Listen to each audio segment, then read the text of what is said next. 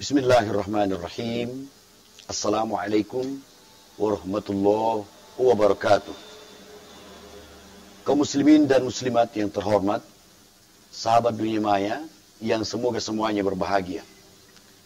Saya mengajak Anda untuk memuji Allah atas karunia berupa langit yang teduh dan bumi yang cerah. Semoga dengan memuji Allah, keimanan kita bertambah dan lantunan pujian kita kepada Sang Maha Kuasa berbuah manis berupa keimanan yang bergrafik menanjak. Salawat kita aturkan dan salam kita persembahkan untuk Nabi dan Rasul yang agung, penghulu seluruh makhluk, Nabiullah Nabi besar Muhammad sallallahu alaihi wasallam. Keteduhan yang tadi saya sebutkan untuk Anda, wahai sahabat dunia maya dan kaum muslimin dan muslimat yang terhormat, itu disebabkan oleh keberadaan saya di sini untuk Anda di kediaman Bapak Haji Andi Abdul Hafid dan Hajjah Andi Siti Dalmi. Di kediaman beliau berdua ini saya merasakan sepoi angin yang tiba-tiba saja menjadi inspirasi bagi saya untuk menyampaikan ke Anda eksplanasi walau itu dengan durasi singkat tentang kurban. Allah berfirman, Bismillahirrahmanirrahim. Inna a'tainakal kautsar. Sesungguhnya kami telah memberikan kepadamu wahai Muhammad nikmat yang banyak atau karunia yang tiada terkira. Dalam redaksi inna a'tainaka, Allah menyebutkan sesungguhnya kami telah karuniakan kepadamu wahai Muhammad. Yang dimaksud dengan kata ganti ka adalah Nabi kita, tetapi bisa bermakna kita semua sebagai umat Nabi Muhammad sallallahu alaihi wasallam. Dan karunia dari Allah dalam bentuk yang beragam, kemampuan, kepemilikan harta, pengaruh yang luas, kesehatan, raga dan jiwa, semua itu bagian dari Al-Kautsar. Allah yang karuniakan kepada kita. Kita sebagai hamba Allah wajib bersyukur pada Sang Maha Kuasa atas karunia yang tak terbatas. Termasuk saat berada di tempat ini, Anda menyaksikan saya duduk bersantai seperti ini, organ-organ di tubuh saya berkoordinasi satu sama lain dengan sangat efektif, itu karunia dari Allah Subhanahu wa Ta'ala. Dan apakah saya hanya sekadar menikmati karunia ini, kemudian tidak memperturutkan apa yang Allah inginkan? Itulah makna dari kurban, dan saya akan mencoba mengeksplanasikannya untuk sahabat dunia maya, kaum muslimin dan muslimat yang terhormat. Kata kurban berarti proses pendekatan diri kita kepada Allah yang Maha menciptakan kita. Jika kita dekat kepada Allah, maka terbukti dengan pelaksanaan perintah Allah yang aktif oleh kita. Dan indikator sebaliknya, jika kita jauh dari Allah, maka tak ada kegelisahan sedikit pun ketika kita tidak tunduk pada perintah Allah dan Rasulnya. Kurban adalah indikator yang jelas bahwa kita mendekatkan diri kepada Allah. Kita rela atau menyiapkan jiwa dan raga untuk menjalankan perintah Allah dan Rasulnya. Secara jelas, di surah Al-Kautsar, Allah perintahkan dalam satu kata yang khusus, Fasalli li rabbika wanhar. Kata wanhar terdiri dari dua kata, wa dan inhar. Allah menyuruh kita inhar. Tapi disebutkan di surah Al-Kautsar karena kita baca dengan menggandengkannya dengan huruf waw, maka kita baca dengan wanhar. Berkurbanlah. Kenapa Allah menggunakan kata wanhar? Sebab ada penyembelihan di dalamnya. Dan penyembelihan itu salah satu bukti bahwa kita akan mengorbankan sesuatu, yakni hewan yang secara sah dimiliki, halal berdasarkan aturan Allah dan Rasulnya. Sahabat dunia maya, kaum muslimin dan muslimat yang berbahagia, dimanapun Anda berada, kita membincangkan kurban. Yang terbayang di benak saya dan Anda adalah seekor kambing, sapi, atau unta. Tidak pernahkah terlintas di benak Anda tentang pengorbanan dengan seekor ayam? Sebenarnya agama kita sangat mudah untuk dijalankan. Salah satu bentuknya adalah ketika ada di antara kaum muslimin dan muslimat, sahabat dunia maya sekalian yang terhormat, yang belum memiliki kemampuan untuk berkurban berdasarkan nilai untuk seekor kambing atau seekor sapi, maka Anda bisa berkurban dalam bentuk yang nilainya jauh di bawah harga atau nilai dari seekor kambing dan sapi. Memang ulama kita berbeda pendapat. Ada yang mengatakan bahwa jika nilainya jauh atau berbeda lebih rendah dibandingkan nilai dari seekor kambing dan seekor sapi, maka tidak dianggap sebagai kurban, dianggap sebagai sedekah biasa.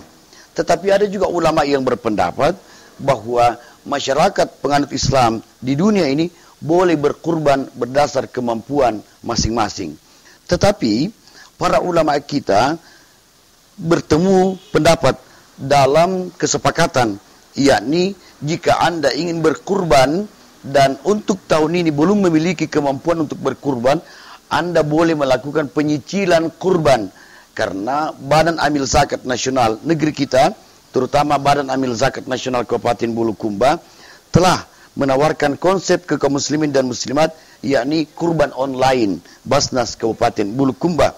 Jika Anda merasa belum memiliki kemampuan tahun ini, Anda bisa menabung via media yang bernama Basnas Kabupaten Bulukumba.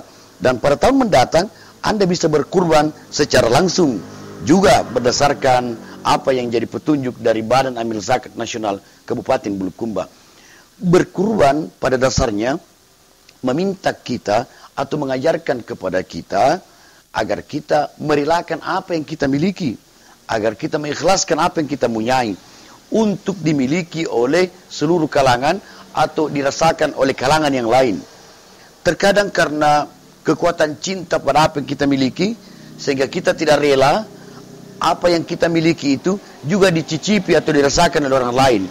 Perintah kurban mengajak kita untuk membagi kebahagiaan pada sesama, memedulikan orang lain. Itu makna dari kata kurban yang berasal dari kata qaruba yaqrabu. Jika Anda mengaku mencintai sesuatu, maka Anda harus mendekati sesuatu itu. Jika Anda mengaku mencintai Allah dan Rasulnya, maka dekatilah Allah dan Rasulnya dengan menjalankan syariat Allah dan Rasulnya, yakni kurban. Di dalam Al-Quran, surah Al-Kautsar, yang tadi saya sempat jelaskan sekilas untuk Anda, perintah sholat dan perintah berkurban itu digandengkan. Fasalli li rabbika wanhar. Salatlah karena menjalankan perintah Tuhanmu, kata Allah, dan berkurbanlah. Jika ditafsirkan, redaksi fasalli li rabbika wanhar bisa disebutkan fasalli wanhar li rabbika. Tetapi karena Al-Quran berkata fasalli li rabbika wanhar, maka salatlah karena ini perintah Tuhanmu, dan berkurbanlah, maka berkurbanlah itu juga berdasarkan itu perintah Tuhanmu. Begitulah tafsir dari surah Al-Kautsar.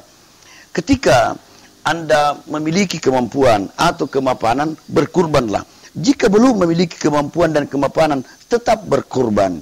Sekecil apapun kebaikan yang dilakukan oleh manusia, Allah Maha melihat, Allah Maha membalasnya dengan pahala yang tak terkira. Kaum muslimin dan muslimat, sahabat dunia maya yang berbahagia, jika Anda diperkenankan oleh Allah untuk berkontribusi untuk kepentingan sesama, maka kurban adalah medianya. Kurban adalah jalur yang Anda bisa tempuh untuk berkontribusi demi kepentingan sesama makhluk. Kaum muslimin dan muslimat, sahabat dunia maya yang terhormat, sekali lagi, perintah untuk berkurban di surah Al-Kautsar digandengkan dengan perintah pelaksanaan sholat. Berarti kurban adalah ibadah yang sangat penting, sangat berarti bagi kita yang berkurban dan bagi saudara-saudari kita yang dikaruniai oleh Allah kesempatan untuk merasakan keberkahan dari daging hewan yang telah didistribusikan karena dikurbankan.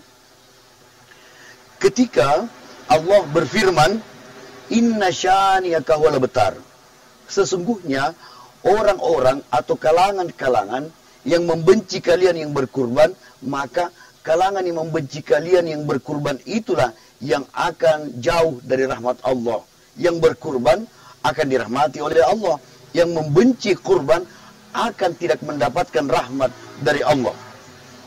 Ada hal yang pasti akan sahabat hati dan kaum muslimin muslimat dapatkan ketika berkurban, yakni rahmat dari Allah Subhanahu wa taala. Rahmat bisa berarti ampunan, kasih sayang, perhatian, doa yang diijabah, kesehatan yang sempurna, badai cepat berlalu, derita cepat menghilang. Itu disebut dengan rahmat. Itulah sebabnya Anda sering berkata, Assalamualaikum warahmatullahi wabarakatuh. Salam sejahtera untuk kalian, semoga Allah merahmati kalian dan memberkahi kalian. Rahmat yang akan kita dapatkan itu karena kita berkurban. Dengan berkurban, Allah akan menyayangi kita. Mengapa? Kita memiliki kepedulian pada sesama. Berarti kepedulian itu disebabkan kasih sayang pada sesama. Lalu ada yang bertanya, manakah yang didahulukan? Pembayaran utang atau berkurban? Dahulukanlah pembayaran utang. Walaupun kurban adalah ibadah yang juga utama dan sangat mulia atau sangat terhormat, tetapi pembayaran utang adalah kewajiban. Sesedikit apapun utang itu, tetaplah menjadi kewajiban. Kita bicarakan saat ini, di perjumpaan ini, kurban. Maka yang akan Anda anggap sebagai hal yang diutamakan adalah kurban. Itu pun tak masalah. Karena sedang kita diskusikan atau sedang kita perbincangkan. Jika saudara-saudara kita di seluruh dunia berkurban, Anda bisa bayangkan betapa banyak saudara dan saudara kita juga di seluruh dunia yang merasakan manfaat langsung dari kurban itu. Lalu seharusnya Anda bertanya, bolehkah niat untuk berkurban dengan menyembelih seekor sapi, unta, atau kambing itu didistribusikan berupa nilai mata uang tertentu saja? Sebenarnya boleh. Memang hal yang afdol ketika berkurban adalah pengaliran darah, yakni penyembelihan atau inhar. Akan tetapi jika situasi memungkinkan, misalnya untuk pengiriman bantuan ke saudara-saudara kita di Sulawesi Utara, atau di Luwu Utara, atau di mana saja di belahan bumi ini yang membutuhkan bantuan, maka apa yang Anda kurbankan berupa dana yang tersiapkan untuk pembelian hewan tertentu lalu untuk disembelih, tetapi ada pihak yang memberikan gambaran atau mengabarkan kepada kita bahwa ada saudara dan saudara kita yang sangat membutuhkan bantuan dengan waktu yang sangat cepat, maka biaya untuk pembelian hewan kurban bisa Anda arahkan sebagai bantuan langsung ke saudara-saudara kita yang membutuhkan bantuan berupa kekuatan finansial. Apakah sama pahalanya? Sama pahalanya. Memang kalau kita berbicara dari segi keafdolan, lebih afdol ketika pengorbanan itu dilakukan dengan penyembelihan hewan yang dibenarkan oleh syariat. Akan tetapi, jika situasi memungkinkan, Anda boleh berkurban dengan mengirimkan langsung bantuan berupa uang atau dana dengan tidak ada pengaliran darah dari hewan yang dikorbankan. Semoga eksplanasi saya ini, sesingkat dan sesederhana apapun itu, saya harapkan berkenan di hati kaum muslimin dan muslimat, sahabat dunia maya yang terhormat. Kita berjumpa lagi di kesempatan berbeda dengan tema yang tak sama atau tema yang sama tapi kita lakukan penajaman. Wassalamualaikum warahmatullahi wabarakatuh.